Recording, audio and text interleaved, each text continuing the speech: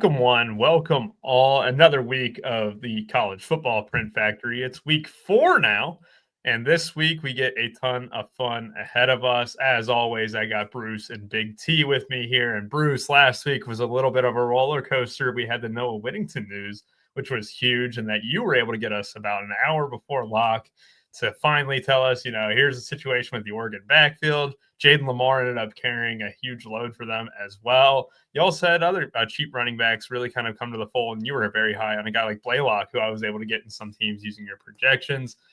This week, it's going to be a little bit different, though. We have very close spreads across the board for the most part. I mean, outside of Notre Dame, there really isn't a single lopsided spread on this slate. Bruce, how are you doing this week, man? Great, doing great.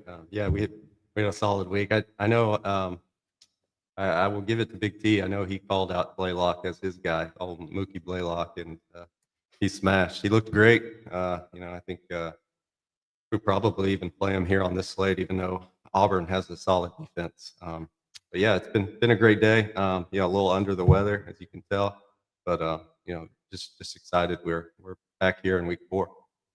Yeah, I think we all have had this little bit of an illness. I am finally on the up. I'm probably one day away from feeling 100%, but it is definitely going around the entire country, it feels. Big T, how about that back door that you got last week from Northwestern there? I mean, that was some great stuff. You deserved it. I gotta say. That's what happens when you're getting 48,000 points. Sometimes you slide in the back door. I mean, if a team's up 38 points or whatever on you, they tend to ease up a little bit on the old trigger. That's how it works. It's a lesson, Rubio. You can't take these 49-point road dogs and think they're going to just keep churning. That's why I asked you beforehand. That was the first question I had on the show last week was should I bet Oregon? And you were adamant. You were saying, no, you don't take a team starting at 9 a.m. local time on the road across the country. I give you credit. I mean, it was ugly. It was ugly how it got there, but they don't ask you at the ticket window, Rubio. You go up there. They don't ask how you got there. They just give you the money. That is very, very true. And other news, too. You got the new iPhone. It hasn't even been out for 12 hours, and here you are rocking the new iPhone. It'll be a little longer than expected to get it set up. That's why we're running late. I'll accept the fault in this case, but we got the new. We're ready to roll on the weekend here. That's nice. Mama Rock's in here as well. Good to see you. You got HW3 locked now. I assume that it would either be Harrison Wallace, I would assume. If the price is that big of a joke. Steve and Vincent in here as well. We got Rick Majerus heading to the Utah game, tailgating and drinking at 6:30 in the morning. What could possibly go wrong? Nothing ever goes wrong when you start drinking at 6:30 in the morning. That is just facts. You might not remember the game. You might not remember how you got home, but that means everything went pretty right there. All right. I'm not going to waste too much time. We're already at 3:22. We're going to go ahead and dive into the slate here. But first, did want to mention we do have a lot of stuff here. And I do want to mention this at the very top. Guess the top scorer on the slate in the comments below. Not the live show chat for those watching live. Guess the top scorer of the slate in the comments after this show. Whoever is right, we will do whoever put the player first will be the tiebreaker. So if multiple people guess Josh Hoover, the first person to guess Josh Hoover will get the prize there. Big T, what are you going to give out to them? Whatever you want me to. We got new hats coming, though. I ordered some new hats. They'll probably be a week or two, but we can give new hats to people, fresh new hats. Fresh new hats, never worn before. I mean, that is nice. Obviously, or we could give game worn, like Bruce's hat right now that he's got on after he picked 2 winners. Maybe someone wants a game worn lid. You never know on this show. It's true. Bruce works out in that hat. I mean, that might be too good of a prize to give up. Bruce probably went out on a 90-degree day and ran in that hat. It's got his fresh sweat dripped all over it. And we're going to give it away, guys. A little known fact, Rubio. That day I hit the Millie in golf. We went to the Waltz around here. And I did sign that hat I was wearing all day and gave it out. Someone out there has it. Some lucky person has a game-worn hat that says Run Pure Sports on it with Big T's signature. And they have it. They definitely have it put up in like a case somewhere, probably. That's great. But you would hope so. I'll display above like the fireplace or something. The game-worn black Run Pure hat. Can you imagine the wife or the fiance seeing that? Like, what's that? I guarantee they get tail, Rubio. They look at it while they're getting the job done. Someone's wearing it while they're Put it back up in the mantle afterwards. All right, so SMU and TCU ahead of us here today. SMU had to score 28 unanswered to come back against Missouri State last week after going down 10-0. But they ended up winning 28-10. Another kind of shaky week for Kevin Jennings. I think he looked very shaky in that second half against Baylor as well. That's 6 kind of shaky quarters from him. You have TCU, who they took care of business against Albany and Christian.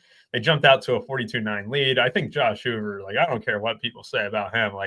I think he's got NFL talent, Bruce. And I'm kind of excited, for this game. I'm kind of high on TCU in general. We obviously saw what TCU did on primetime football. What was that, a Monday night of week 1, I believe, where they just kind of dismantled UNC. Lots to kind of like. Jordan Dwyer went off on that slate as well. You have Eric McAllister, who you mentioned is one of the best wide receivers in football. And in that UNC matchup, he was constantly being guarded by their best defender and bracketed as well, which allowed a guy like Dwyer to go off. What's this initial game, the battle, a Texas Derby, if you must? What's your read here, Bruce? Yeah, DFW Derby. It's going to be a good game. It's probably going to be one of the most owned games for sure. Hoover, like you mentioned, is just a stud.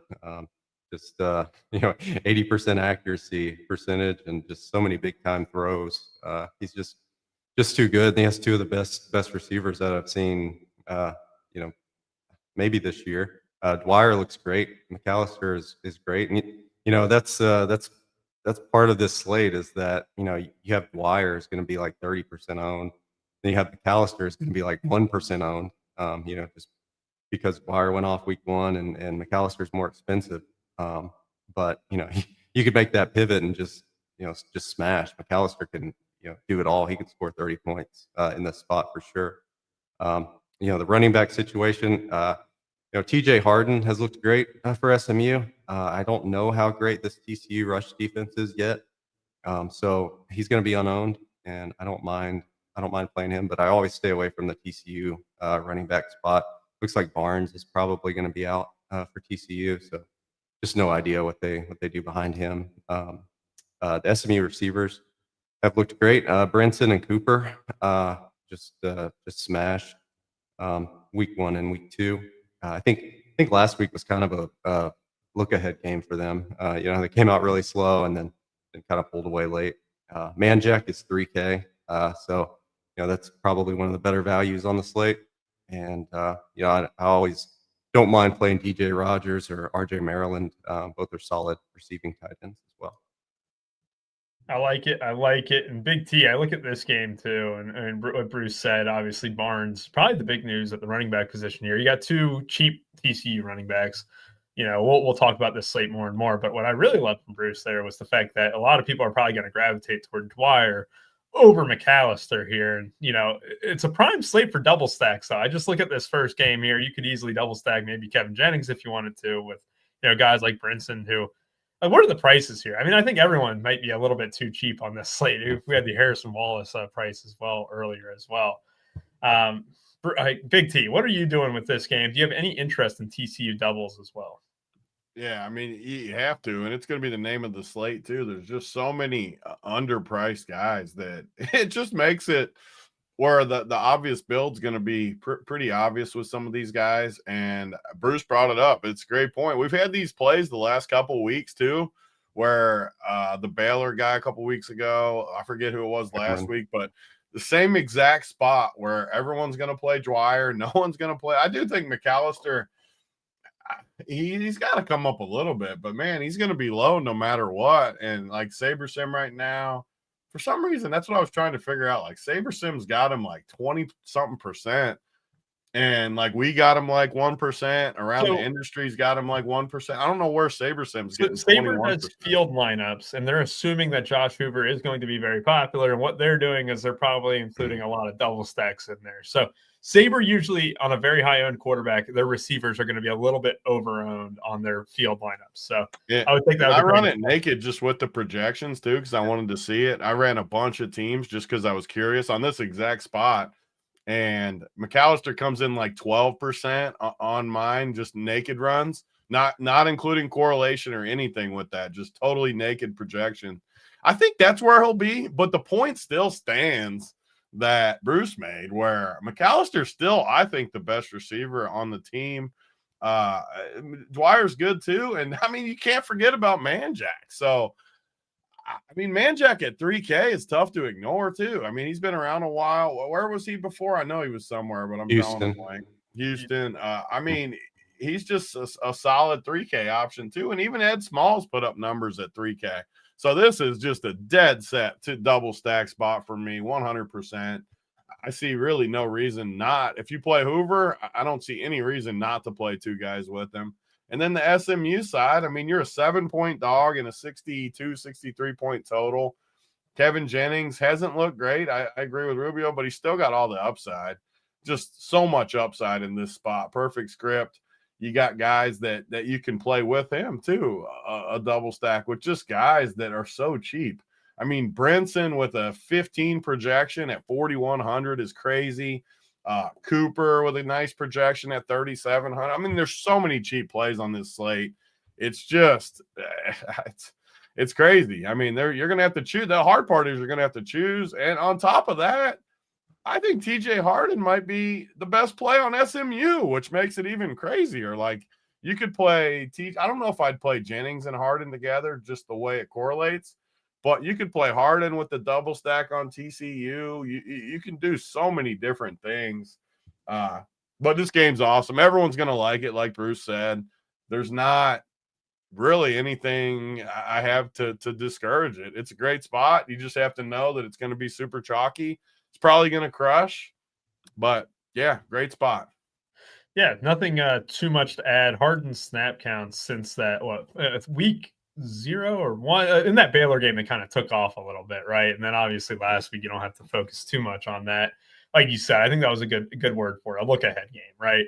And if he's going to get over half the snaps, even 60% of the snaps and stuff, 5,500, we just don't know exactly what's going to happen with this game, because I think TCU was expecting a big challenge against Bill Belichick in UNC, and then it just kind of fell flat after Gio Lopez didn't complete a pass for a literal hour and a half of real time. And you also just had, just a cupcake last time out too.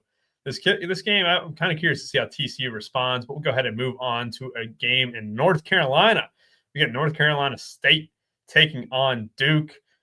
We got Menza. We got CJ Bailey. Bailey has looked pretty good. I mean, the fact of the matter is you got two guys who can, both are capable of running it on the ground. You got Hollywood Smothers, who's arguably been one of the best backs for fantasy in college football this season. Bruce, I'm just going to start with you here. I'm going to assume that you're going to say that Cooper Barkate is too cheap on this slate at 4,600, right? Yeah, exactly. Yeah, he's much too cheap. I think I've played him every week so far. He's been on the slate. 4,600 is crazy. Guy who he's a big white receiver, kind of plays on the outside, 6'1", 200 ish. He looked good. 2.54 yards per route run is great. 16-yard ADOT as well. He's just a big threat down the field. So a lot of interest in him. And you mentioned CJ Bailey. I can't get over his ownership being less than 5%. It's a Duke defense that got torched on the ground by the Tulane quarterback that was at BYU last year. His name escapes me. Flat. Yeah, he had like 6 rushing touchdowns or something crazy, maybe 4. I don't know. But Bailey can run too, so I don't mind playing him, especially in tournaments. He's just going to be so low owned, and I think he's a great play. Hollywood Smothers, he's going to get 20 carries, a couple targets as well. So he's always in play. He's expensive, but he's going to be popular. Not many workhorse backs in college football anymore. So definitely up there. If you're not playing Barkate, I like playing Kayshawn Brown. I think he's a solid pivot off of Barkate. He's kind of smashed the first couple weeks too. 9 targets last week. I think he's a good play. And on the North Carolina State side, Jolie and Rogers are solid. Both have looked great first couple weeks. And then you have some min price. Keenan Jackson's 3K. I think he got nearly every snap last week, so I think he's a solid play if you're punting down there or making a double with NC State. Yeah, and I think what the North Carolina State game was Thursday Night Football last week, I believe, right? It was like on ESPN. It was perfect timing too, because if you flipped in between games, I think at halftime of the NFL game, you got the cash NC State score, and I think it was to Justin Jolly as well. Redmond makes a great point here. Like you see Hollywood Smothers at 8,600, and then you see guys like Barcade at 4,600. No one above 4K on the receiving side for North Carolina State. Big T, not to like completely just jump to like slate construction, but it does feel like early on. I know that, we haven't gotten through all the games, but 4 wide receiver builds could easily be the path this week. Is that how you're kind of feeling just looking at this pricing early on? In college, I tend to lean that way anyways, just because of how much upside you get. But yeah, I mean, these prices are, like Redmond said, a little above the pricing. They just want casual people to play, I think. I always have liked casual pricing just because of how I play, where I can find low-owned guys kind of to plug in there with a lot of the cheap guys. But I get why people hate it for sure, because there's just obvious plays. And it's a side point too, but is this game at I see it at 2 different times, at 4 and 12. It doesn't matter, but it does matter for the slate. Like once we're locking in, it says 12, but I think it's at 4. I think SaberSim's wrong. Yeah, SaberSim's wrong. Yep. Yeah. I mean, it doesn't. Like I said, it doesn't matter, but at some point tomorrow, it's going to matter when we're looking at the news and stuff. But I mean, probably need to change it because it's going to put guys in the flex. It's important, even though it sounds stupid and like everyone's like, what does it matter? Like it does mess with the system. So. I've played Barcade every week just because Bruce talked him up that first week. I don't think he's scored yet, has he? He hasn't scored. So he's gone for 19, 13, and 12 without a touchdown. Touchdown variance is going to hit him here. He could score twice in this game. I mean, I think a lot like Redmond, where find some guys you really like, maybe in that first game, the guys that seem pretty locky, and then rotate some guys around it. Maybe at running back is where we get different or something on this slate, but makes it tough. I don't like this game as much as the field will. Like Mensa, I think is pretty solid, but 7,400, I forget what he was last week, but he was super cheap last week. He's actually 7,400 feels pretty fair for him. CJ Bailey, it's tough to play with Hollywood Smothers. I don't know if I'd play both of them. Smothers, that's another pivot you can make, though. Those are the pivots I think you should make on a slate like this. Instead of playing Smothers, play CJ Bailey and Jolly or whatever, or Jolie, however you say it. But make that pivot. All of a sudden, then Bailey and Jolie are both 2% owned. Smothers is 30%. And when you get passing touchdowns, you just lap the field. So I do think when there's obvious plays, you can make pivots. And it's the same thing, too. Like if you 30% Barcade, I love him. Bruce loves him. He's a great play. But what happens when he gets 12 again? That doesn't hurt you at all. He could have a great game and get 12 and just not score again. And you play quick Keyshawn Brown, like Bruce said, way lower owned and more expensive. That's what I don't get with the DK pricing. There's a lot of these spots on this slate where the higher projected guy is cheaper than the other guy. Easy solution, though, is just flip it to the other guy. It's college football. Guys get hurt. Guys hold helmets. Guys do tons of stuff. So there's nothing wrong with making some pivots. You have to know what the chalk is for sure. Know what the best plays are, and then make a few pivots off of it. Yeah, just going back to last week, what Riley was actually the worst performing, like 3K back, right? And Riley did okay, but he was very high owned. But then you look at what we talked about on the show, right? Yeah. Get off of that Riley chalk a little bit. Correct. And there is going to be pass. You're probably going to have very similar plays at 4K, 5K, 3K today or tomorrow on the slate. And yeah, I mean, look, you had Blaylock, who was a slate winner last week, who no one played because everyone else was clicking Riley. And Lamar ended up, I thought Lamar was pretty much a slam dunk play at that RB1 at that point. And then he got like 11 or 12 carries in that Oregon offense and was, the leading rusher. But at the same time, it just takes like one big run to really derail a slate, especially at those price tags here. All right, let's move on to Maryland, Wisconsin. Wow. Okay. Underwhelming. Yep. All right, Bruce. So I'm not even going to lead you in with anything here. What do you think about Maryland and Wisconsin? Yeah, it's the Billy Edwards Jr. revenge game against Maryland. I would live for that. Yeah, that's about where it starts and ends. I think Dylan Jones is an okay play. I know we made fun of his spelling of his name last week, but Maryland rush defense is terrible, so I don't mind sprinkling him in tournaments. And Lance Mason is 3K. He's a tight end for Wisconsin, has 19% usage rate, and he's min price. So he definitely made the 3K shitters list, and that's it. Only 2 guys for this game. This is how we save time on the show. This is why Big T setting up his iPhone doesn't hurt too bad on a slate like this. Big T, talk to me. Maryland, Wisconsin.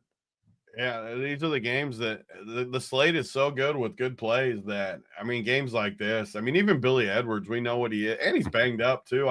Is he even like a lock to be in there? I don't know. Like Danny O'Neal, I don't know who that is, the guy that would play if he's out, but I don't know. I totally agree with you guys. I wish I could disagree. Dylan Jones, I don't know if I can play a Dylan spelled like. How do you spell it like that? I mean, every week when we see him, I'm going to say the same thing. What were his parents doing when they're like, let's spell it Dilin? Come on. What are we doing? But nothing here for me. I mean, even Dylan Jones, I don't necessarily love in this spot. I feel like this game plays ugly for sure. And if you guys are wondering, oh, man, I wish I got more content on that. Like, why you guys spend barely any time in my school? Well, Bruce will do a ton of underdog stuff, and it might include a guy from this game. You never know, right? So obviously sign up to Run Pure if you really want access and have any questions about Maryland and Wisconsin, because that's where you'll get your answers in the Discord with Bruce grinding every game out. If you really want to know more about Dylan Jones or Billy Edwards, it's up to you. What about if I want to know Danny O'Neal McBride? If I want to see his picture in the chat, that's where Bruce puts it. If you want info, you get in the Discord, you see pictures of Danny McBride. It also looks like Danny O'Neal. If he's in there, if Billy Edwards is out, I might have to play a little eastbound and down in this game.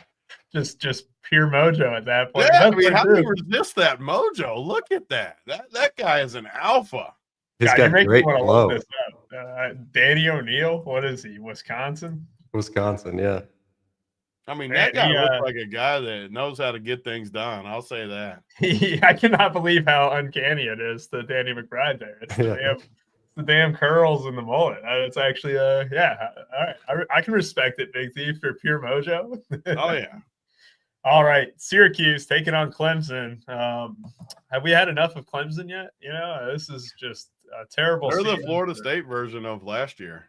You know what? That's a pretty good comparison. And Bruce, they didn't price him down either. I mean, 9,700 for Cade Klubnik. You got 7,200 for Antonio Williams, who's still just isn't 100% or whatever. And Adam Randall 7,100. They definitely did not price Clemson down. I mean, their defense is not great, but obviously it's do you really want to go with Syracuse on the road as near 2 touchdown underdogs? What are you doing with this ACC matchup here? Yeah, I think this is a get right spot for Clemson if there ever was one. I hate playing them when they're chalky, but Syracuse has looked terrible. I think they almost lost to UConn, and then UConn came out the next week and lost to somebody. Let's see, it was a really bad loss to Delaware, 44-41. So I think Clemson is in a good spot here. I hate playing them when, like I said, I hate playing them when they're chalk, but this is kind of a good spot against a really bad defense. I don't mind playing them in tournaments for sure.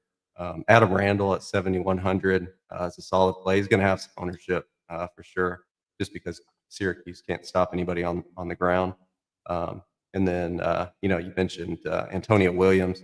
If he's back, he just gets all the volume. If he's 100%, I'm tempted to use him a little bit just because of his sheer volume and upside there.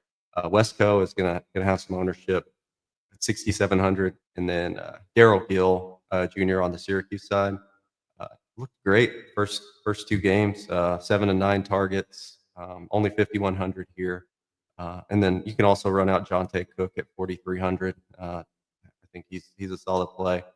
And, I'm not sure of the status of Justice Ross Simmons. I know he left last game after scoring a touchdown, and we never saw him again. So, but he's 4,500 if he's 100%. Yeah, and you've had Jonte Cook dealing with that injury through the early parts of the season as well. You got some question marks at the wide receiver position in this game, without a doubt. Maybe we get some more news. This is a 12. You know what? I think SaberSim, they have 12 a.m. Is that right? I think that might be 12 hours early. But yeah, it'll be a noon kickoff in this one too. So you should hopefully get some news as well. Big T, I mean, Bruce said it best. Clemson has been chalk in recent games, right? But this time out, probably no ownership on them, right? You would assume so. I mean, Saber kind of has Cade Klubnik a little bit high, but 9,700 price tag. We've already seen multiple quarterbacks who are cheaper and better projected, or very similarly projected. Not better projected. You don't think so? Wait, hold on. He's way up there. He's projected for almost 30 points. All right, Hoover's within a point. I'm not conceding. I mean, he's way up there, though, on a slate with no I liked your point. You started out the point well, but these guys are projected good on a slate where there's no, I had Hoover high. Hoover high. Problem spending, though, is my point. Yeah. There's value everywhere. If you got a 30 projection, you're definitely going to get some ownership on it, but he's not going to be that high. Wesco, I ended up playing Wesco on my main team last week, and it worked out awesome. And I somehow played Gill too. I think on my main team, and they both did super well. I'm just throwing it out there. I know Clemson's favored by 17. I know Syracuse has struggled, but you got Dabo talking about he'll coach somewhere else, and he's crying like a little baby, and all things are unraveling. It reminds me so much of Florida State last year. I know it's a get right spot. I do. On paper, it's really good, but I'm just saying, tread lightly out there, people. It could go the other way. It's not a bad money line spot for Syracuse here, because if it really, really unravels, just don't be surprised. But that being said, I mean, these guys are good plays. Randall's a great play at 7,100. Klubnik, I think, is a good play. And the nice thing about Klubnik, too, is just the same thing. You can double stack him with two spend-up receivers, which 67 and 72, you wouldn't normally consider that spend up, but this week that's spend up receivers. So if you play 9,700 for a quarterback and 67, 7,200 for that double stack, I mean, that to me is going to be really, really unique. And I think this game could snowball. I'm just going to say it. Syracuse, I think Syracuse can score on Clemson. Clemson has been so terrible. So bad. I've watched them maybe as much as anyone this year, because they're just in that time slot where they're just on the TV the whole time. I think this game, and then the other side, you can double stack for cheap. You got Volari 3,900, Gill only 51, Cook 43. You got a lot of guys that you can double stack this game up with. I think this game's going to be closer than people think, and I think we're going to see a lot of points. I didn't expect you to come in glazing Syracuse Clemson, so I'm liking it. All right, full glaze for Clemson. You're making fun of me, Gavin. He's not making fun of you. Boynton, by the way. Yesterday he said Boynton was 78 years old or something, so he is making fun of me. Yeah. You know what? Shout out to Boynton as well. For those looking for MLB content, we are 2 weeks away from the playoffs starting up, and hopefully the Cincinnati Reds can get up a 2-game disadvantage to the Mets here. I'll be cheering that on. But Boynton had several members ship 4 to 5 figures the other day. I know my friend Lambeer in that chat just woke up to 2.7K because he tailed Boynton's core, and he said, "Oh, it makes up when you just put down $100 on a slate and it pays for a month of slates. It's got to be really nice to kind of have that happen." And there was a lot of winners in there too on that. Oh, there was a ton, and that would be something that's great too, getting some momentum going into the playoffs there. Sign up for Run Pure for that MLB content. I know the showdowns especially are something that you specialize in. What was that stupid word you always said on your playbook? Well, God, what was it? Captaincy? Oh, yeah, the captaincy. I mean, Bruce, have you ever heard someone use the word captaincy talking about showdowns? He's wearing a soccer shirt. Of course he has. You have, Bruce? That's the only place I've heard it. You would do that though. If you're doing last night, you got the showdown content up. It was a shitty game, but you got it up like always. Do you use the word captaincy when you're talking about the slate? I love reading Boynton's playbooks because he always used pace heaters. That's my favorite, and I say that all the time now. Just because he says that. I do like that too. Yeah. Boynton and them did hit back-to-back pick sixes as well. One of those was specifically for the members there. So again, sign up for Run Pier. Let's move on to Bill Belichick and the University of Central Florida. All right, this game on paper, I don't love. I mean, we obviously saw exactly what happened to UNC that first game that they played. Gio Lopez looked absolutely horrific at 6,700 here. It's tough to click his name. I thought it was funny too when you went to North Carolina's box scores the other day. Was it Demon June who just led the team in carries, and he wasn't even a factor in that first slate too? So I had no idea who that was. I was expecting it to be Gauss or whatever after we got absolutely hosed on that too. I don't know what to think of this game though, Bruce. Genuinely, I look at this game. I kind of want to throw it away, but I guess Miles Montgomery could be in play. But what are you doing with it, man? Jordan Shipp? I mean, he was a hero for us that slate. Yeah, I know M. Westlake in the chat said that Demon June is from his area or something. And, he kind of looks like a stud. He looked good last week. A freshman getting, how much percent of snaps he got. It was about 50%, 37% usage in the start. So 4,600 for a starting running back isn't bad at all, especially if you want to get different and spin down at running back. UCF hasn't really played anybody, so no idea what to expect from the rush defense here. I know their offense looked terrible game one. I'm not sure if they're going to start Fancher or Taven Jackson in this one. They could even play both, so staying away from that. Don't mind Gio Lopez because he's going to run. I know he looked terrible in that TCU game, but he bounced back last week and had a solid game. Shipp is far and away the number one receiver for UNC. If I'm going to play a UCF receiver, it's probably Dylan Wade, the Maryland transfer tight end. I think he's a good play. But other than June and maybe Miles Montgomery, the UCF running back, I don't have a ton of interest in this one. I how to say it, Bruce. You said Gio Lopez had a good bounce back game against Charlotte. I look at it, 17 for 125 and 155 yards. I was expecting 20 points scored. Come on, man. I just get on him. It was better than game one. You got to get on him here and there.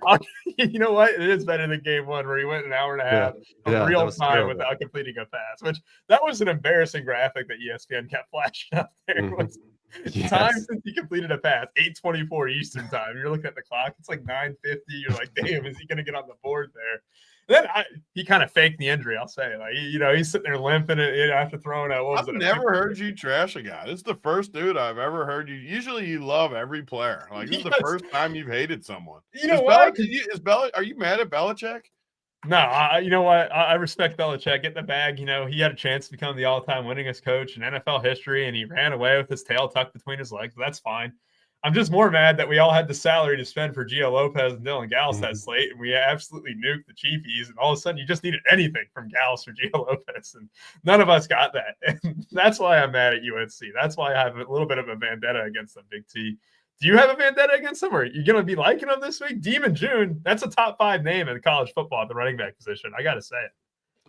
That is definitely a good name. The name is better than the production. I'll say that. That's a good name.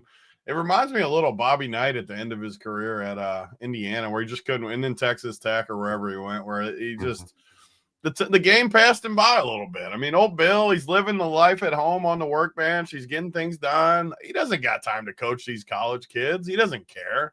He's making money. He's having fun.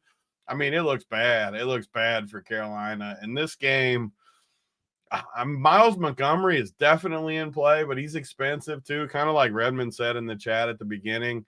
I mean, the running backs, the good ones are expensive, but I don't see a reason you have to play him. If anything, I would think Carolina would be able to slow down the run a little bit with how Belichick's always been a good defensive mind. You would think the defense could catch up a little bit.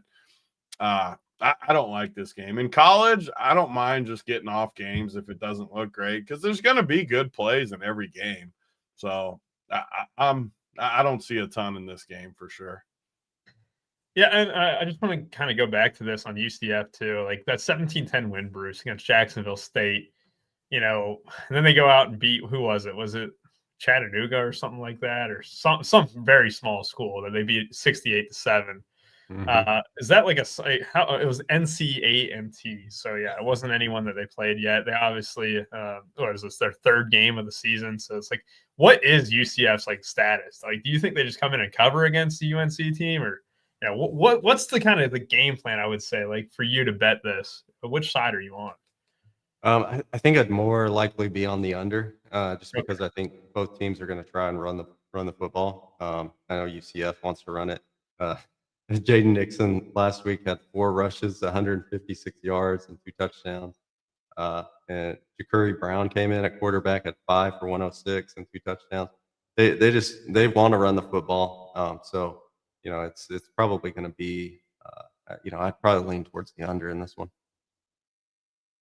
Perfect. I remember, I think I played Marcus Burke that first slate that they were on, because that name looked so familiar to me. And then I realized, he went 3 for 43. And my main lineup that fringed, I think it missed cash by like literally points.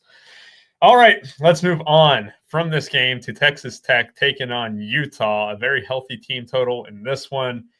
Devin Dampier at 8,700. You got Maynard Morton as well at 7,600. No freaking way that's how you pronounce that name. You made him French. Like, there's come on, soccer man. There's literally no way. Dampier. I did make him French. I got to say that, Bruce. Who was that big that used to piss Shaq off in like the finals? Like, Eric Dampier. What did he call him though? He called him Erica. He kept calling him Erica. Yeah. Like, he was on my Erica's not going to stop me out there. Well, this is the first time we get Texas Tech on a slate where the game's going to be That's close. no excuse. You said Dampier or whatever you just said. Dampier. Like, I mean, man. I did bet a lot of French teams this week in the Champions League, and maybe it kind of caught up to me. Maybe betting on PSG caught up to me a little bit. Devin Dampier. All right, there you go. Dampier. Ryan Davis at 4,600. Texas Tech. Rick Majerus is not happy about what you got going on here either. You're in the grave. Rick's typing from the grave. You know why? Because Rick's going to be at the game tomorrow at 6:30 a.m. with a beer in hand. I can't blame anyone for that. I mean, look, he gets to go to a great game. What was that? Is he going tomorrow? Yeah, he said it earlier. He's going to be tailgating at Rick Majerus actually lives in Utah, like by the campus. I mean, do you think he's driving from outside of Utah? He might be. I mean, yeah. You know what? Isn't that in the middle of Utah? That'd be an aggressive drive if so. I'm thinking the French. The worst part is I can't even snap call that with like a Frenchman who's played football before. I mean, they're just pure basketball and soccer at this point. I don't think there is a Frenchman who's played NFL football. So yeah, damn, Gavin got me. I gotta say it. All right. Utah, Texas Tech, Bruce. Are we going to be on Dickey and Williams this week on FanDuel, or they happen to be very cheap like last week? I mean, that was the thing last week. They were just bare minimum basically. But what's the price tags on them this week? Yeah, they priced them up on FanDuel this week, 8,700 and 7,200. So yeah, it's especially Dickey at 7,200. I don't mind that on FanDuel. I think this game, man.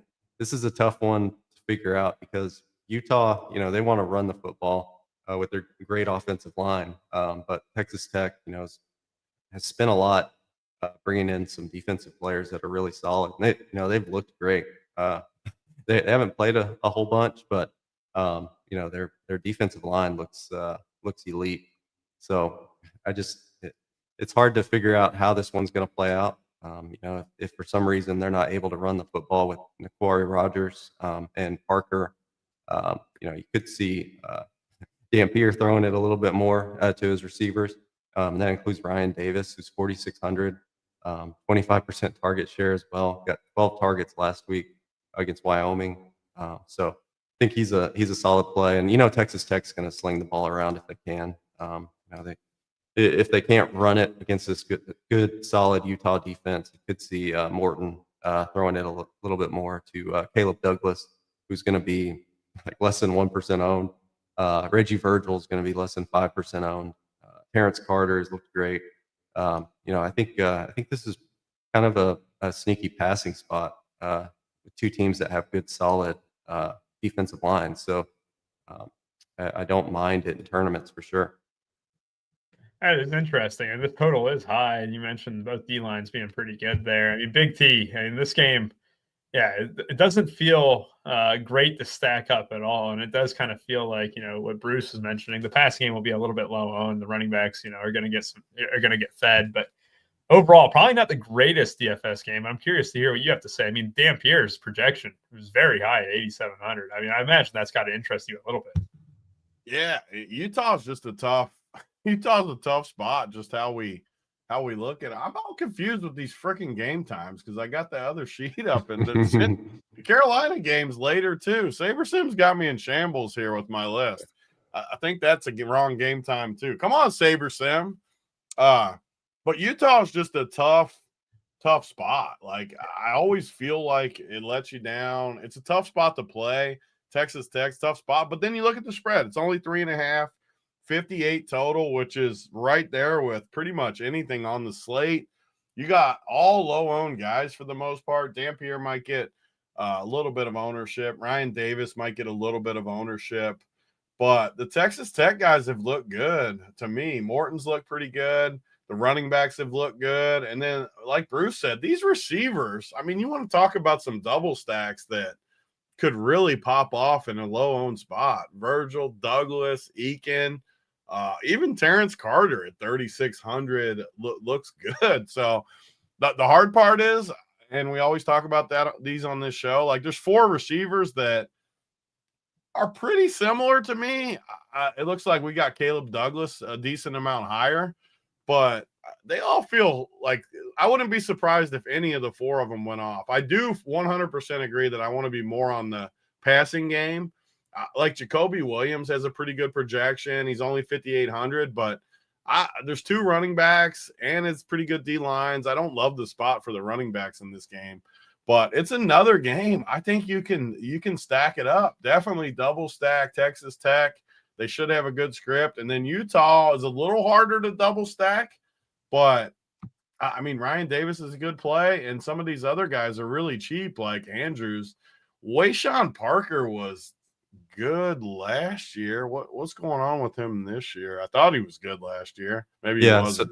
So yeah, he transferred in from Washington State, and they also brought in Rogers from New Mexico, and that's where the offensive coordinator's from. So they kind of so he was shading a little bit towards him.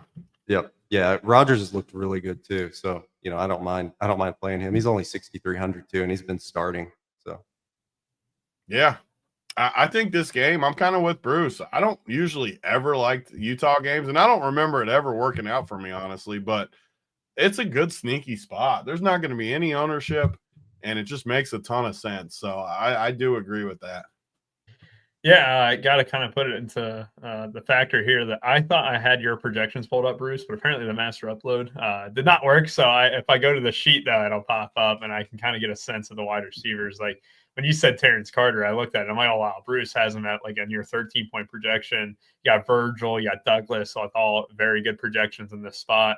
Ryan Davis and Bentley and even Andrews as well. I mean, like it was alluded to earlier by Redmond, the wide receivers this week are legitimately free. I mean, how do you not just spend up everywhere else? And you could play 4 guys below 4K or below 5K, all with very healthy projections.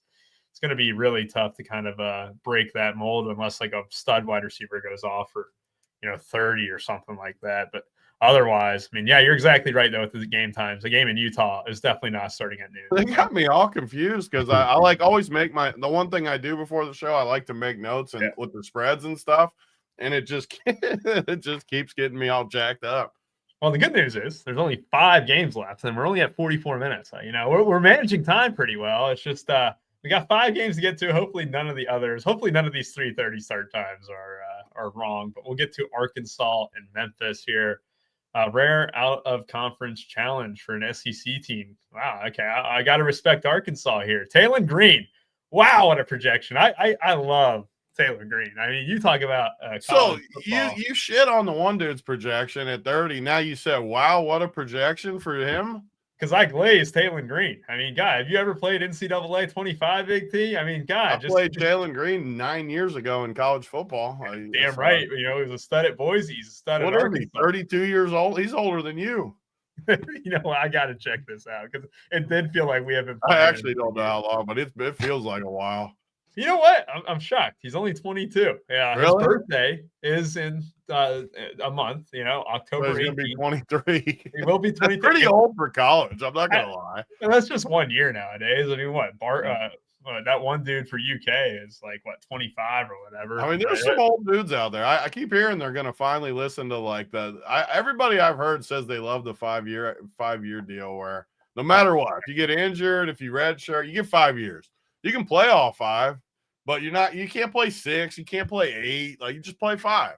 No, I just think it's going to be growth for, especially college basketball. So we'll get to that another time. But yeah, you're going to have kids making $500,000 and they should be getting an accounting job somewhere. You know, it's just I don't know. I don't like it. I don't like it.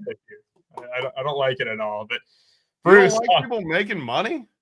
I don't like a 5th-year mega senior, you know, playing for his 5th school. He's making money for the university, Gregory. Yeah. Who cares? All right, who cares about the 5th string, you know, center or something like that? The 5th string center is not getting no $500K. If I have to watch Hunter Dickinson play basketball for 5 or 6 years, I can't still stand back that. again. What was that? Is he back again, Hunter Dickinson? No. He's finally. He was playing for the Pelicans this year in summer league, as Bruce knows. Bruce helped me out with summer league stuff. What about a 45-year-old kicker? Is there really a 45-year-old kicker out there? I gotta check this. Omega Blake is like 35. That's some Brandon Whedon shit. And the Browns drafted Whedon in that first. Okay, we got to move on past this. But Arkansas, Memphis here. I love Talon Green as always. But Bruce, you got 2 very good quarterbacks with very good projections as well. Omega Blake in this game, 6,200. Mike Washington, 6,900. What are you doing with this one here, Bruce? Yeah, another old quarterback is Brendan Lewis, the Memphis quarterback. It seems like he's been in school forever. He started at Colorado, if you remember, and he was terrible there. And then moved to Nevada. One that was like a 4K quarterback the one week that scored like negative. Yeah, definitely him. Yeah, and then he was at Nevada last year, and you know, he looked really good. You know, ran for over 775 yards at 8 rushing touchdowns. How did the dude do last week that I thought's the worst ever? That Arizona guy. How many points did he get? That guy's terrible. You I don't think he was okay, right? Yeah, he did okay. Yeah, I think he was okay. Like, not the best game ever, but yeah, he 13 for 23 for 161 and a touchdown. So that's not that's That's great for him. That's Hall of Fame level for him. Yeah, no interceptions. So that's fantastic. But this game should have a lot of offense. Like Jay Ruff said last week while we're watching Arkansas and Ole Miss, just play anybody against Arkansas's defense this year. And you know, Memphis looks good on offense. They have Sutton Smith at running back, who is 6,600, and you know, I think he's looked solid. And then Mike Washington on the Arkansas side. He's looked great, 4 yards after contact per attempt. Looked good against Ole Miss last week. So I don't mind going back to him again. Omega Blake, like you mentioned, 6,200. Is definitely going to have some ownership. Jalen Brown, Cortez Graham is also from Nevada with Brendan Lewis. So they have a pretty good rapport. And CJ Brown for Arkansas as well. It's solid.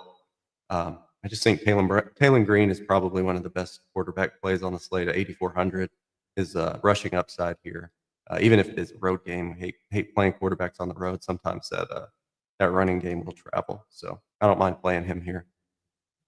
Yeah, it's interesting too, and I didn't realize that this is actually true. That Monty Harrison is a wide receiver on Arkansas, and he is 30 years old. That is crazy. And I thought that was a fake news thing I saw months ago, Redmond. I did not realize that J.R. Smith is actually on the NCAA golf team as a walk-on. That is actually crazy. And 30 years old is the oldest D1 player, Big T. So there's your information there. I mean, that's pretty old, to be fair.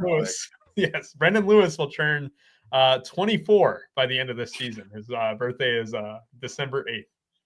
Those are the ones that like kill me because he's been terrible forever. How is he still playing? The only reason he's playing is because he's a man. He's 26 years old. Like, It's not even fair. Like, he sucks. But if you're 7 years older than college kids, you're just more developed. Like, it's just brutal. And Monty Harrison, former Milwaukee Brewer, and Florida Marlin. No shit. Yeah. That makes sense though. These former athletes who, got their gravy, got their, their standard in the other sports and stuff, they can go in, skip college completely, and then double dip afterwards. You kind of got to respect it. You really got to respect it at that point. J.R. Smith would whoop your ass in golf too. Like, I think you got to respect that. Like, if he walked onto a D1 team, he's got to be damn good. I mean, there's no question. Yeah, he's good. He has a lot of like YouTube stuff out there where they watch him golf and stuff. He's pretty good. Man, Talon Green, I was trying to pick holes in him, but one thing in college, man, if you click on a dude and they're 3 games in and they haven't played like unbelievable teams, I'm not saying they have, but I mean, to average 40 plus points and have 151 and 115 rushing the last couple games, and you got a receiver that's crushed every game with them, it's tough to ignore that. Like, it's tough to ignore. They're playing Memphis now. It's going to be a good spot on the road. I mean, man, we got some good quarterback play on this slate. A lot of upside at the quarterback position.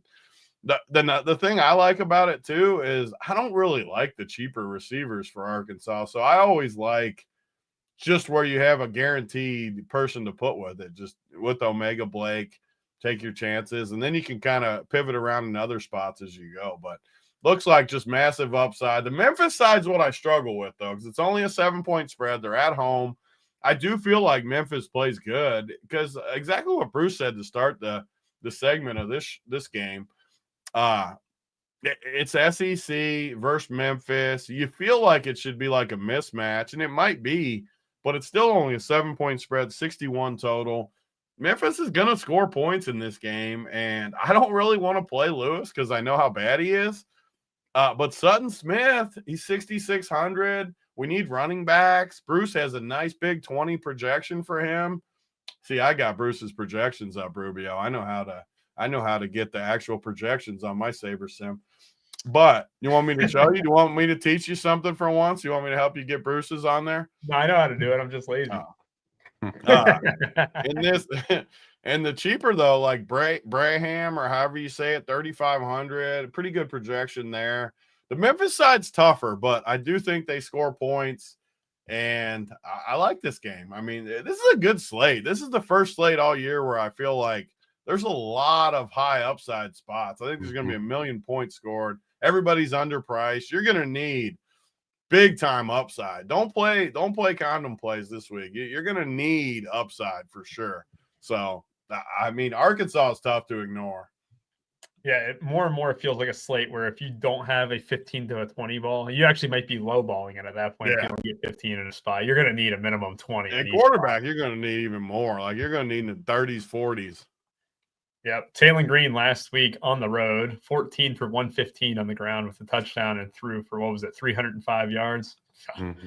Yeah, that's against Ole Miss as well. I think this game will be quite fun to watch. We'll move on to a Big Ten matchup now. Michigan and Nebraska. We go from the highs of Arkansas and Memphis to the lows of Michigan and Nebraska. Bryce Underwood, though, it was the first time we really kind of saw him use his legs on the season, and it was very impressive. You thought for sure that he'd be like the optimal quarterback of the slate. And then they just kind of slowed down because they didn't really have to score too much. He would still put up a fantastic score. You got Raiola on the other side of this one. Emmett Johnson and Justice Haynes are, good backs, priced up a decent bit, 74 and 7,500. They'll probably be the only 2 guys really owned from this game, Bruce. And that's kind of what Saber is saying as well. What's your thoughts on Michigan and Nebraska? Yeah, I mostly want to avoid it. Just think it plays kind of slow, but it was good to see Michigan actually open it up for Underwood last week. I was hoping to see that in the Oklahoma game, but he's so fast. It's good to see him run. I've seen a lot of comparisons to Cam Newton, and that's kind of what I see too. The place I've been wanting to attack all year is this Nebraska rush defense. That game 1 when they played Cincinnati, I played Tawee Walker, and they ran him 7 times. Like, and they ran prior 5 times. They didn't take advantage of it at all. The defensive line numbers for Nebraska look horrible. I mean, they're getting pushed all over the place. Coming into the year, that was kind of their issue. So, I like Haynes and Marshall here. Haynes mostly at 7,500. Hard to play Marshall at 61. But, I can see them running Haynes 20 times here if they're able to. So I like him in tournaments, especially. He's gonna have some ownership, and then Emmett Johnson at 7,400 can catch the football, runs the football well. Just a tougher matchup on the ground, but he can get it done through the air as well. I don't mind Dane Key here. Just so much upside, 5,300. Barney as well at 48, and then kind of thinking outside the box, Marlon Klein, the tight end. Came back last week and played most of the snaps while the starters were in there and looked like he was healthy. And he's only 3,100 and has a ton of upside. When he was healthy that week 1 game, they peppered him with targets. So I can see that happen here. And I think he's a solid value play. Yeah, I like it. And Dane Key, we saw him in that week 0. I think it was week 1. It was week 1. And we did ladders on him, Tony. We got Dane Key ladders that first week. It didn't completely bust. Raiola definitely missed him a few times, though. We had a chance to kind of go big on him, 5,300 as well. But really, it's just the focus on the running backs here. Bryce Underwood, maybe a shout from you as well. I know your feelings on Dylan Raiola, though. You are not a fan of Dylan Raiola at all. So what are you doing with this game, though? It's frustrating too because I fell for him like plenty of times because I feel like this isn't an example of a good spot, but he's been in a lot of good spots that he just sucks. Like there's no other way to put it. If he didn't act like Mahomes, no one would even like talk about him. He's just known as that he's the Mahomes whatever junior. Who was that dude Rattler that we always call or the baby Mahomes? Yeah. I mean, this is the actual baby Mahomes, except he's literally a baby. I mean, so bad. Barney was so cheap for a while. Now he's 4,800 is expensive for Barney, I think. Dane Key, I just can't play him because of how bad Raiola is. This game, very easy to be low on. I do like Bruce's point, though, about Justice Haynes. I wasn't on him last week because of the spot. I have kind of had the same feelings as Bruce just said, so I'm glad that he agrees where I think Nebraska, you can get them through the ground, especially on the road. Michigan always naturally wants to run a little bit too. I think Justice Haynes, pretty good play. He's going to get ownership too, about 20%. But still, I think he could have a big game here. No one else in this game for me, though. No Macaulay Culkin, even though he's 3,300. Underwood, you could play Underwood if you wanted. I think there's way better spots. Back to the point, you need upside, and he did show upside last week. I don't know if he's got upside though on the road at Nebraska. Just Justice Haynes for me here. Can I get you to commit to a side here on the road with a freshman quarterback? Michigan is only a minus 1.5 point favorite, minus 118 on the money line. Nebraska's minus 102. If you had to pick a side, Big T, would you go with Michigan or would you just stay away? Because I look at this, I really want to bet Michigan where they can run the ball. Bryce Underwood looked good enough last week. They got the experience against Oklahoma as well, which it didn't go to plan for them. But I don't know. I don't know what to do here. Like, what's your take on who wins this game? I have to take Michigan. I just think they have more talent. I just don't think Nebraska's any good. Normally, I would be on Nebraska in this spot with the way it sets up. I just think Michigan's a better team. I think they're going to be able to run the ball. I'm on Michigan. Bruce, are you with both of us? I think I'm going to be on Michigan as well. Are you with us with Michigan as well? Yeah, I am as well. And, if you look at that week 1 matchup against Cincinnati that I mentioned, Sorsby ran for 96 yards and a couple TDs. And that was without any threat to pass the ball. He threw for 69 yards. So, I could see Underwood kind of running for 100 yards if they actually let him run a little bit more and let him open it up. So, I don't mind that at all. All right, I like it. Let's move on. Tulane, the Green Waves taking on Ole Miss, who was a part of a 76-point thriller last week. You have Trinidad Chambliss, who is 8,500 with a monster projection as well. He just went off last week. You have Jake Retzlaff, who had a fun time. What was it, scoring how many on the ground in their most recent matchup as well. This game is, what you got. Harrison Wallace is about 4,100. That's going to be a very high owned wide receiver, maybe one of the highest ones on the slate. Maybe he's going to be like 70% owned.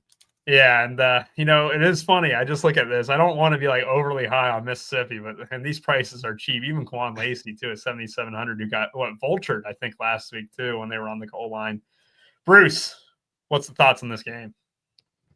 Yeah, I think the big question is how good is Tulane's defense? They kind of shut down Duke last week, and their coach is one of the most sought after coaches.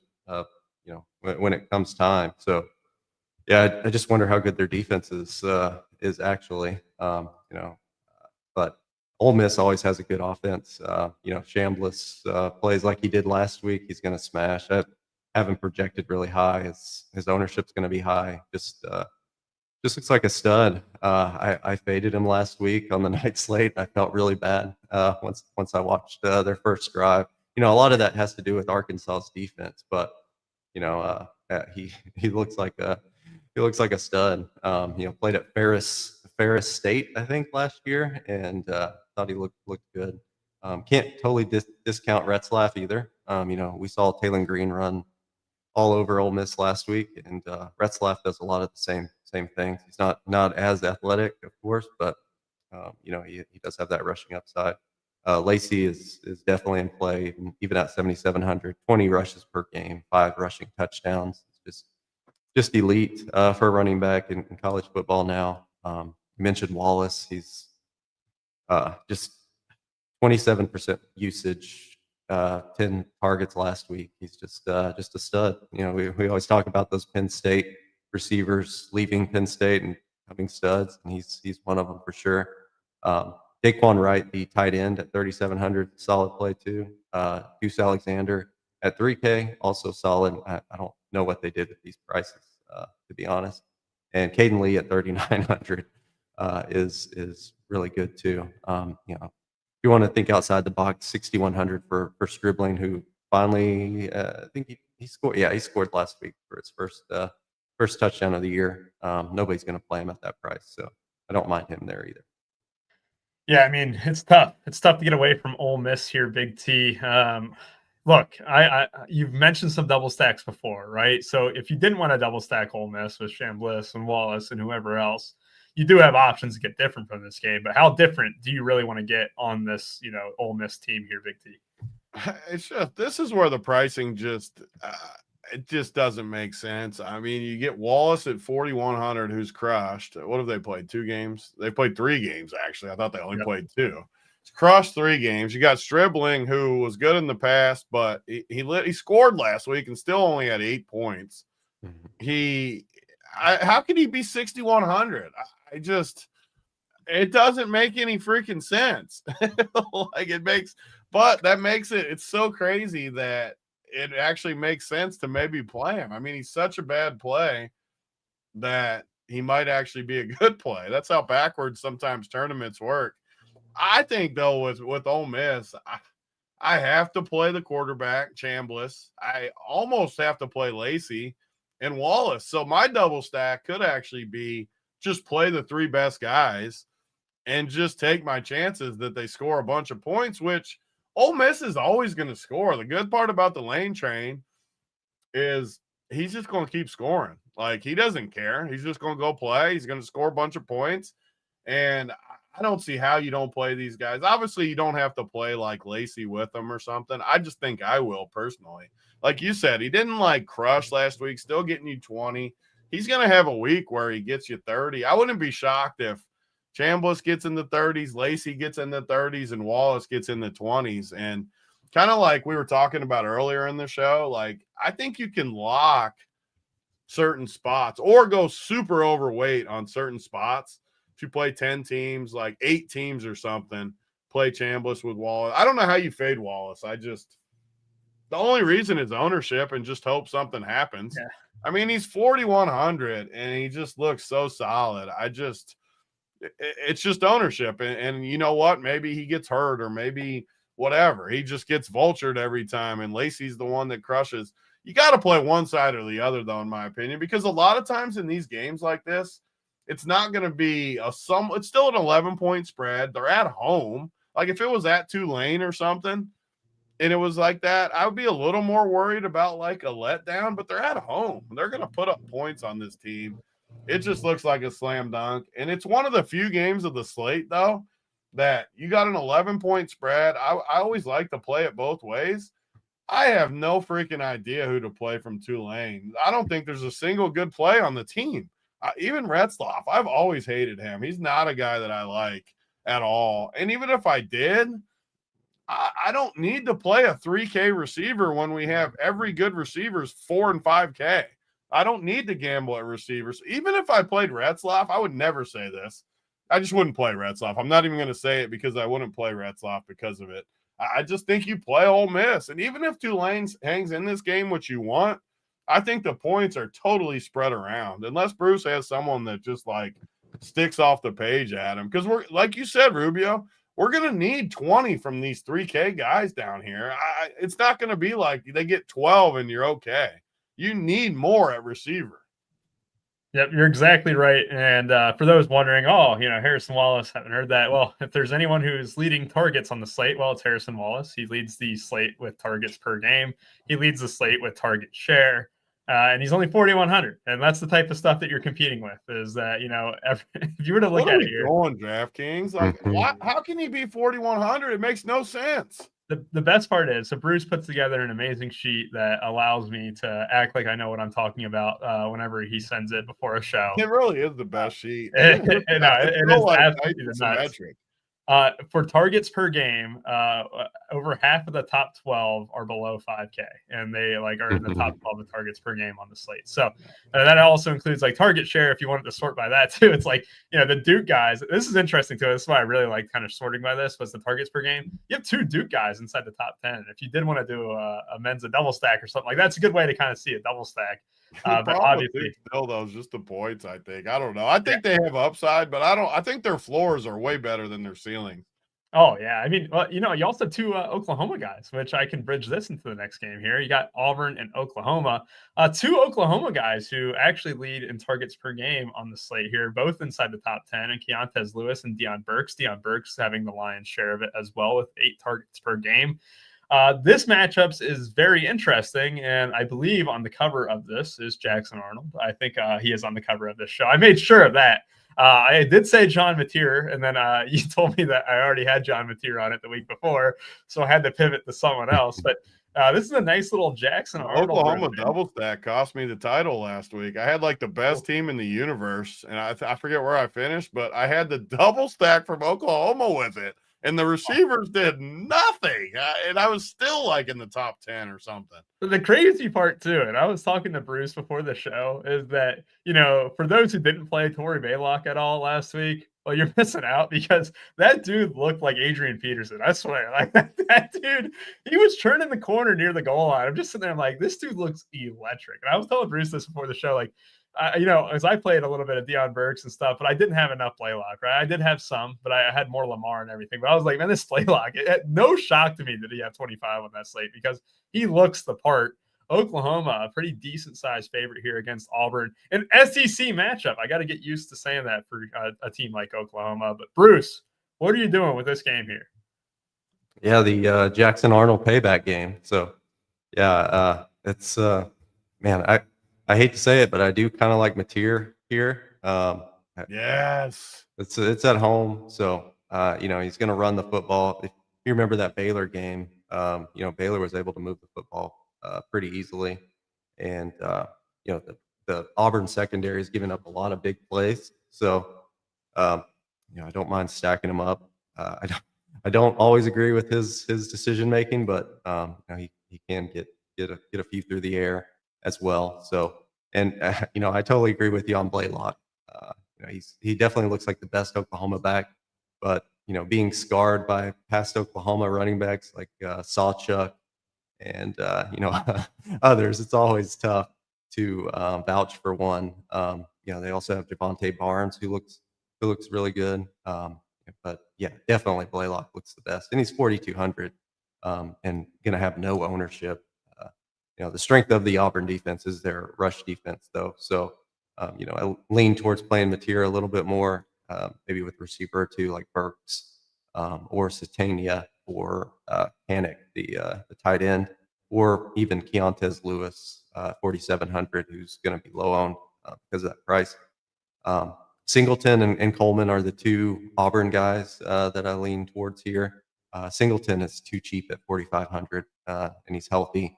Going to get probably 7-8 targets. And Coleman's the big play guy as well. It is a tough matchup for Auburn on the road, but if you think they're going to be trailing, they're good plays for sure. Yeah, you made the point of that Baylor-Auburn game, which was a great game, but you had just how many Baylor guys just absolutely nuke that game. And it was Bryce Washington who ended up underwhelming. That was the only Baylor guy who kind of did that. But Robertson, Trigg, and whoever else you want to mention at wide receiver all went off against them. And I mentioned, inside the top 10 of just targets per game, you have a pair of Oklahoma guys, Deion Burks and Keontae Lewis, Big T. I also have news, too, just because I Googled Torrey Baylock's name, right? He is now the starting running back of Oklahoma, officially named the starter ahead of SEC play. So good for him. Big T, what are you doing with Oklahoma here? So it's going to be a tough game for me. You got a 47 total on a slate where you got 5 or 6 games around 60. Oklahoma's pretty solid on defense. Their structure is different than it used to be. They got a defensive-minded head coach. They got a tough spot for Auburn to keep up, honestly. Like exactly what Bruce said, where Jackson Arnold, we can talk revenge all we want, but the other side of that coin is Oklahoma knows kind of where his weaknesses are and stuff too. And I think they can exploit it a little bit. I just don't. I'm going to look at this slate differently than any slate so far this year, where I'm just not going to take spots that are tough when we have so many just free layups. You don't need to over challenge yourself. I don't need to play Jackson Arnold on the freaking road.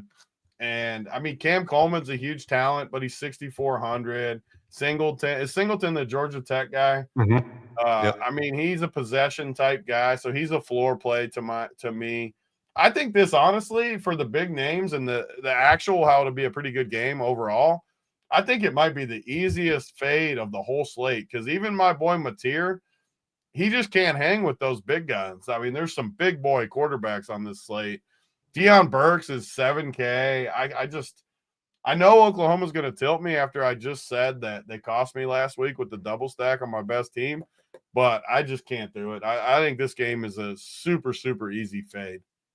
All right, I like that. And if you're wondering on props and stuff, I think, if Bruce, posts one later tonight or maybe tomorrow morning, I like this, kind of stuff where Kanik and Santagna are in good spots as well after you saw what Baylor did to them. Kanik, he had a touchdown pass, was it? Or was it a 2-point conversion pass? Is that what it was? Yeah.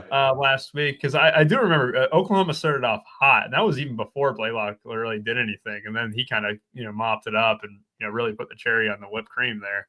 But yeah, cherry on the whipped cream. Did you say that in the mirror earlier today to get ready? No, I had Chick-fil-A today, and you know what comes on there's milkshake. You don't get a cherry on your shake. Yeah, you do. Oh my! I always say keep the cherry. Yeah, you probably I don't tie it with your tongue, don't you? You get in there. I don't eat the cherry. No. I don't eat the cherry, but presentation-wise, it looks way better with the cherry on it. I don't even get whipped cream. Just give me the shake. Okay, you don't have to eat the whipped cream either. Just why are you getting it then? Why not? It's America. It's free will. If I want to throw it away, I'll throw it away. Yeah. I like the presentation of the whipped cream and cherry on top, right? It just makes me feel good. Makes me ready for the slate. You're too young for Varsity Blues. You probably never even freaking watched. I did watch Varsity Blues. I was in it. Were you actually? Yeah. Mm-hmm. Yeah. And it was filmed here. One of my buddies from school had me sign his DVD copy since I was in the crowd. In the party scene or which scenes? Just the games, the football games. It was filmed at one of my high schools. So how old were you when it was filmed? Man, I was young, probably 10, 11, maybe. I don't know. I can't remember. Episode? I'm old now. Oh my God, that's got to be ancient if it was 10 or 11. A guy like Bruce, what are you, 60? No, I'm kidding. Yeah. Bruce is a solid 41. 40. Oh my God, is it really that old? Are you my same age? I didn't know that. I think so. Yeah. I knew we were close. I didn't know we were the same. So Maybe. we both own Rubio, and Rubio could be our son. I got Varsity Blues. Varsity Blues was a movie. Okay, I did watch Varsity You Blues. seriously didn't know? Oh my god! No, I got to. You're You thinking- acted like you knew. No, I watched it before. I promise I've watched it before. There's a How did you whipped not cream. know it was a movie then? Hold on. There's a whipped cream scene in that. We can tie this Yeah. up. There is a whipped That's cream. why I brought it up. What do you mean? I didn't connect You're- the two together. You were thinking of Blue Mountain State, right? Yeah, that's so what it much was, better. Bruce. It was Yeah. Blue I don't Mountain even know State. what that is. You've never Okay, seen well, that? that's Oh man, maybe that's we're- good. I don't think so. That one's got multiple seasons of it. Isn't that well, we'll get to that later. Let's talk about some Indiana football here real quick. Purdue taking on North Carolina. But first I have to mention this too. Jackson Arnold has Gio Lopez passing stats. That's I about do it. not like Disrespectful as it Jackson gets Arnold's chances versus Venable. I'm sorry. All right. I love it. I love it. But Notre Dame absolutely hosed last week. All right. A clear holding call on a guy busting through the line of scrimmage, getting taken down by the waist, a full on leg tackle there. As someone with Notre Dame money line, I was a bit pissed off by it. All right. I'm still offended by it. And we're 6 days removed from it. I do a I had Saturday night. Texas A&M. You know what? Who runs better than Big T, right? He gets the Yeah. Northwestern backdoor, last week. I had to 2 weeks recover ago- from Illinois whooping me 2 weeks ago. No, 2 weeks ago you got the Kentucky backdoor as well. I don't want to hear that one. Kentucky I was backdoor. covering that entire game. No, you got the field goal with 12 seconds left. Yeah, but I was covering like 95% of that game. Again, they don't care. They don't ask you how you got there. I know. I went to the ticket window. Believe me, I went up there and I cashed that ticket. Exactly. And Notre Dame absolutely hosed last week. This week, though, I mean, they got to feel their feet to the fire a little bit. They got to win out for the rest of the season. There's no better spot, though, than getting Purdue, in Notre Dame as well. I feel bad for Purdue. I mean, I don't even think we have to talk about them one bit. They got really lucky to score that one touchdown with Ryan Brown on a lateral by Michael Jackson, who tried to throw that ball forward, but somehow that stayed lateral the entire time. If you look at Notre Dame, Jeremiah Love, I mean, he's a stud. I mean, he really is. Just a matter of how much does he get fed in a 24-point total or 24-point spread. CJ Carr, 8,800, has been a little bit more dynamic with his feet than I would have assumed as well, Bruce. Are you playing any Notre Dame this week? Yeah, I think the only one that's super playable is Jeremiah Love. He has 9K, but with all the receivers that are cheap, you can easily spend up for him. The problem is how quick do they get up on this team? Purdue looked really bad on defense. A couple of the games this year, including last week against USC. So yeah, it's. I think that's the main question. You can play Jadarian Price at 6,700. If you think that happens, he's going to get some good run and a blowout for sure. But yeah, other than that, you got to look at the Notre Dame receivers. The tight end Ruridan is only 4,800, and then Faison is 4,200, the former lacrosse guy. So I don't mind those guys, but man, it's mostly a stay away. Other than Love, possibly. He's going to have some ownership. It's a tough fade for sure because he can smash with a couple of runs against this bad defense. But you can kind of make the case to fade him better than a lot of the running backs on this slate. Yeah, I mean, it's tough to, pay 9K for someone who might only play half the game, right? Like if you were to look at the touches last week, 23 carries, four receptions as well, in a game they needed him, right? Like that was the big thing. How much do they need him here will be the question. And Big T, I don't think anyone outside of Love is going to catch your eye in this game because you're going to ask yourself, can you get me 20 from any one of these guys? And the answer is going to be no, unless it's really Jeremiah Love, right? Yeah, and I have a little bit different of a take with Love just because, again, you're going to have money to spend at running back. And I just think he's like so safe to get me 102. And you're talking, I mean, you're at 30 points all of a sudden if you catch a couple and you get 102. There is risk that if he just you just get a little unlucky and they house a couple other ones and he doesn't get it. But I just think you have the salary. He just looks like a better play. Like Smothers, you still have he could get vultured by the passing game a little bit. We like Lacey, but he could get vultured too by the passing game. Randall plays for Clemson. I mean, these guys at the top aren't near as safe as Love. And even Love, like, I mean, just say he gets 101 even. I mean, you're still talking 20-something points. I'm taking the floor with him. He's almost a lock for me. When we talked about locking guys, I'll take him. Even if you like, what's his true floor? I mean, he doesn't score and gets 100. I mean, it's got to be 15, 16-point floor. I got to freaking take it. No one else in this game, though. Purdue let me down last week. They did cover, though. Easily covered, too. Easily. Even though they were horrible in that game, they still just covered easy. They had a couple interceptions that were in the red zone as well. Brown in the end zone. I mean, they were so bad, and that shows you. Let's wait for USC because we're going to get spots where we can go against that USC team. I mean, Purdue was I can't even describe how bad they were and still covered easy. So I don't – Purdue, I mean, they're going to get pounded in this game. What is the actual number in this game? Because, I mean, Notre Dame is going to put it on them. What's 24.5. 24.5. I mean, lay the points. They are going to put it on them. Coming off that loss – they're going to put it on them. So 0 wins this year. 0 wins. It's going to be the first win of the season. Who? Notre Dame? Yeah, it's still at 0. Are they? Are they lost? Best 0-2 team ever. Yep. The best 0-2 team ever. And knowing Notre Dame, I mean, they could still easily get in the playoff. They run off some wins. I don't who. I'm sure they play some other really good teams along the way, but they're going to pound this week though. That's all that matters. I'm definitely on Love. One thing I do like to do is, hear you guys talk and build out like a little SGP. If you wanted to take Love 2 touchdowns, 100 yards, and Notre Dame to cover, you'd be looking at plus 300. I mean, that's like I love that bet. Like, love it. What's his odds just of 2 touchdowns? 2 touchdowns is plus 105. 110 yards is 108 or plus 108, I should say. But yeah, like plus 300 basically. I can get more volume on SGPs than I can any straight bet. So I'd like to do those SGPs that correlate very nicely as well. And that's a good correlated bet too, because like if it goes your way, you're probably going to sweep the parlay. If it doesn't, you'll just lose anyway. So like, I think it's awesome. Yeah, this is a funny one because Underwood cooked last week too. Is this the Underwood spot where they let CJ Carr nuke Bruce? Is that something to get CJ Carr some confidence, or is it more to get your Heisman back into the equation after 2 performances where he averaged less than 4 yards a carry, which has to be foreign to him? Yeah, I mean it's probably a good spot. I mean it's tough to play a ton in this game other than Love, but man, you just never know. Yeah, it's just hard on this slate. Like even if he nukes, I mean, if they're up, at least with the running game, you have a chance to keep crushing even when they're up. They're not just going to keep chucking it when they're up 3 touchdowns. Yeah. I mean, it's just, and you need upside. I mean, his price tag is too high.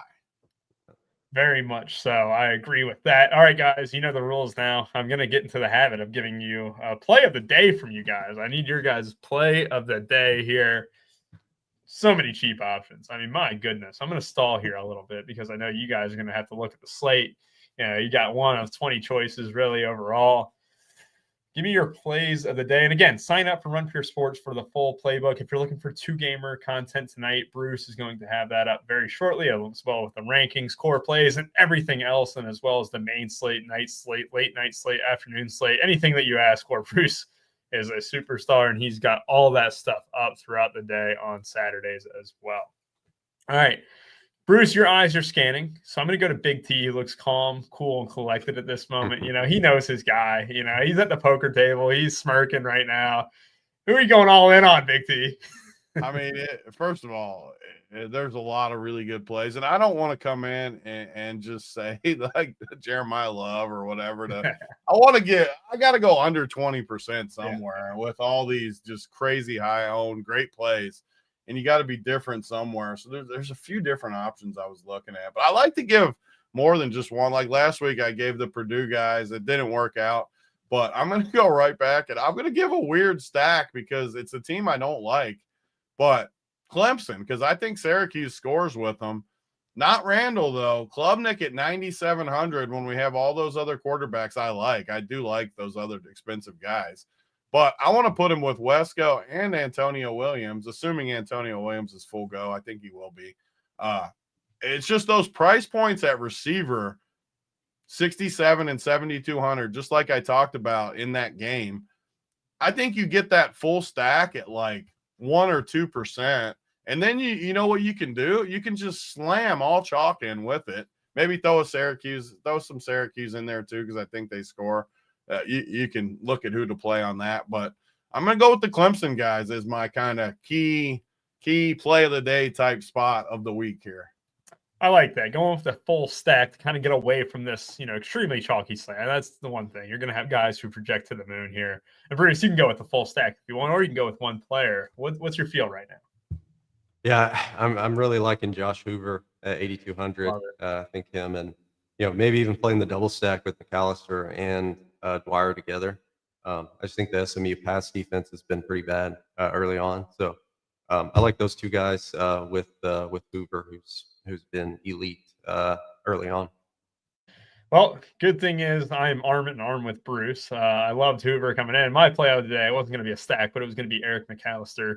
I think if people look at this TCU team, right, and you obviously saw the way that Belichick had a ton of respect for him, and all they did was go after that one UNC corner the entire time during that first game against UNC. And then like last week, I'm willing to really not care too much about like target share and stuff, but I think this is a game where Eric McAllister gets going. You called him one of the best receivers in football coming into the season. Nothing's changed talent-wise. This is his chance to kind of get on the board. Again, what Big T was saying, right? The 3K guys, 4K guys are going to be extremely high owned. If you do what Bruce and Big T are doing, where it's like 5,600, 6,900, 6,700, 7,200, those guys will be different purely because everyone is building with 4 and 3K wide receivers, which again, everyone's a great play on this slate, it feels. But if you do want to get a little bit different off the construction, that's probably the path to do it on, is spending a little bit different and hoping that you can get the winning combo as well. It's crazy that there's no receivers above Antonio Williams. Like, how is he the most expensive receiver? Oh my gosh, that's not even a joke. There's only Strivling is one of those guys at 6,100 as well. That's actually funny. Cam Coleman is Strivling up there. Oh gosh, those like hikes, even Deion Burks, even though I don't love it after he screwed, like those high priced receivers, McAllister, Wesco's going to get more ownership. Wesco's the best play up there, but he's going to get more owners. Cam Coleman is going to literally be unowned. He's a big time talent. like just looking at it now, I think I'll play some Cam Coleman just because of the ownership. His projection is so low compared to that price. I just play some of those high priced receivers if you want to be different. Very much so. For Big T, for Bruce and I, we appreciate y'all for watching. Hit that like button for us. And don't forget to comment below after the show is over who will be the top scorer on the slate. And we'll get out a nice new unworn hat out to whoever wins that reward. Again, have a great one and bye-bye.